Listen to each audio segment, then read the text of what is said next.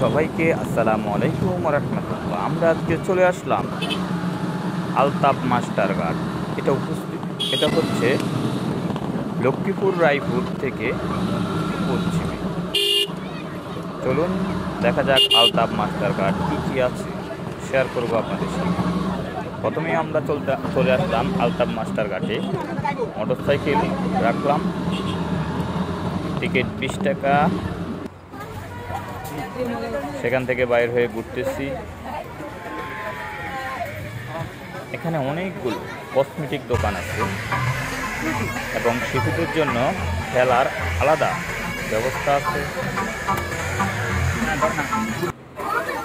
তার সাথে উপভোগ করতে পারবেন রাস্তার দুই ধারে বসা সুন্দর সুন্দর রেস্টুরেন্ট এবং প্রকৃতির কি সুন্দর এক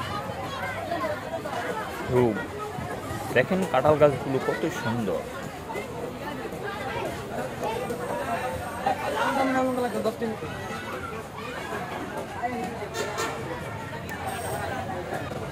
সত্যি যদি আপনার মন খারাপ থাকে তাহলে চলে আসুন আলতাফ মাস্টার ঘাট।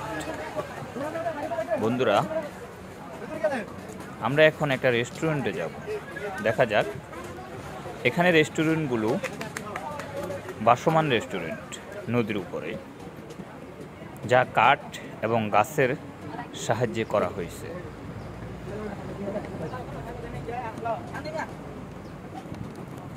সত্যি রেস্টুরেন্ট থেকে আপনি খেয়ে একদিকে খাওয়া খাবেন, আরেকদিকে সৌন্দর্যগুলো দেখতে পারবেন। আমরা যাচ্ছি এখন আরেকটা রেস্টুরেন্টে, যেখানে একদিকে প্রকৃতি আরেকদিকে সুন্দর নদী এবং মাঝখানে রেস্টুরেন্ট। সত্যি বন্ধুরা অসাধারণ একটা ভিউ, যেটা আমি মোবাইলে যতটুকু পারছি অতটুকু ধারণ করছি। বাস্তব আসলে হয়তো আরও অনেক সুন্দর এই দৃশ্যগুলো দেখতে পারবেন। অসাধারণ একটা দৃশ্য। আসলে এমন দৃশ্য আমাদের লক্ষ্মীপুরে পাওয়াটা অনেক কষ্টকর, কারণ এই প্রথমে এই লক্ষ্মীপুরের ভিতরে আপনি এখানেই পাচ্ছেন অত্যাধুনিক সব আনন্দ।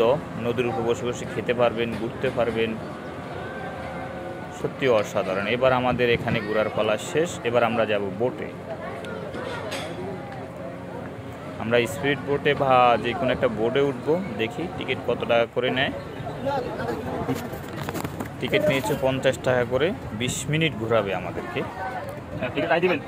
আমরা এখন বোটে উঠতেছি।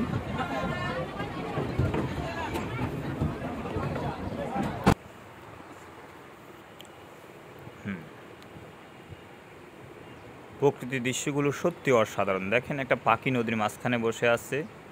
এখন জোয়ার চলতেছে, তাই এখানে যে চরগুলো আমরা দেখতে এসেছি ওই চরগুলো দেখতে পারিনি, কারণ জোয়ারের সাথে চরগুলো অনেকখানি ডুবে গেছে।